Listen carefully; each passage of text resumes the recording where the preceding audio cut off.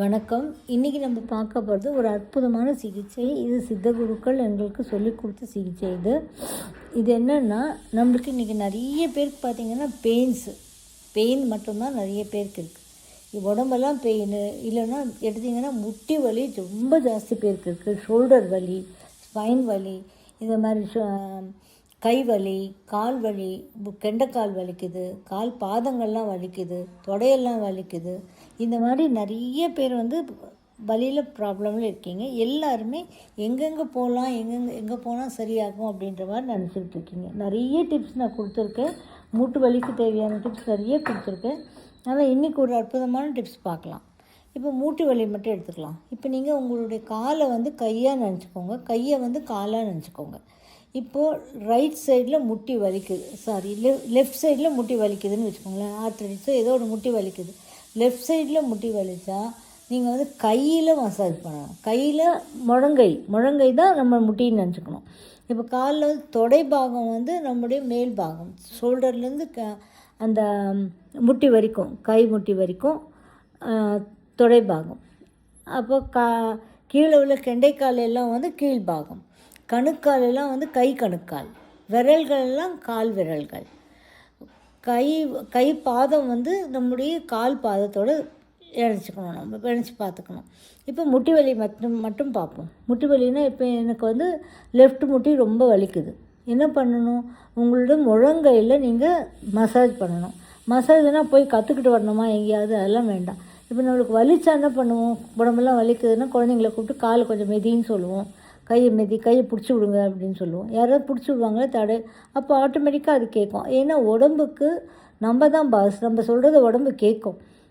அதெல்லாம் இன்னொரு கான்செப்ட்ஸ் இருக்குது. அதெல்லாம் அப்புறம் சொல்லி கொடுக்குறேன். இப்போது நம்ம என்ன பண்ணணும்? நம்ம உடம்பு சரியாகுது, நம்ம முட்டி சரியாகுதுன்ற ஒரு நினப்பில் நம்ம மசாஜ் பண்ணணும். மசாஜ்னால் வெறுமனே தடவி கொடுத்து மசாஜ் நம்மளுக்கு தெரிஞ்ச மாதிரி மசாஜ் பண்ணால் போதும்.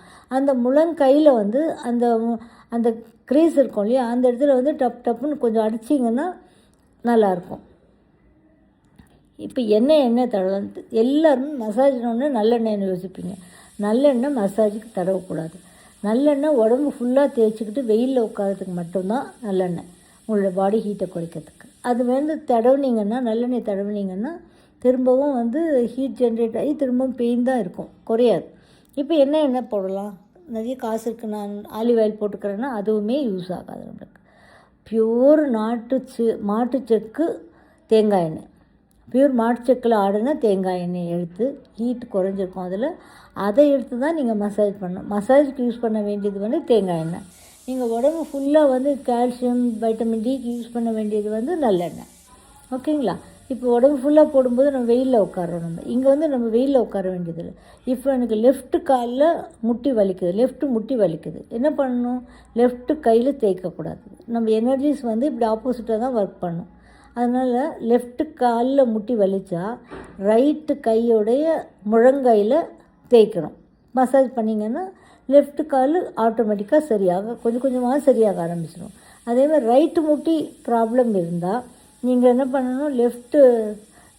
லெஃப்ட்டு முழங்கையில் கொஞ்சம் தேங்காய் எண்ணெய் எடுத்து தடவிட்டு நல்லா மசாஜ் மாதிரி பண்ணி டப்புன்னு அடிச்சு விட்டிங்கன்னா ஆட்டோமேட்டிக்காக லெஃப்ட்டு முழங்கால் வலி குணமாகும். இப்போ நம்ம காலை கையாக நினச்சிருக்கோம்.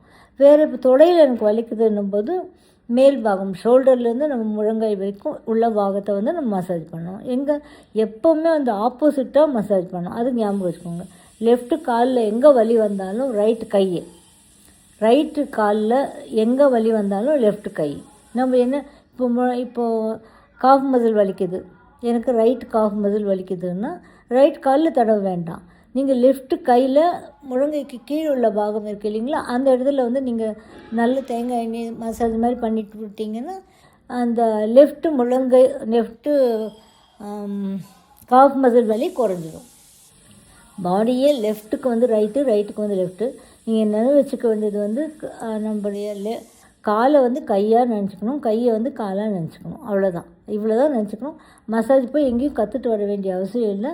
நீங்களே உங்களுக்கு தெரிஞ்ச மாதிரி சும்மா மசாஜ் பண்ணி விட்டால் போதும். தேங்காய் எண்ணெய், மாட்டுச்செக்கு தேங்காய் எண்ணெயை நீங்கள் யூஸ் பண்ணணும். வேறு எந்த எண்ணெய் யூஸ் பண்ணக்கூடாது.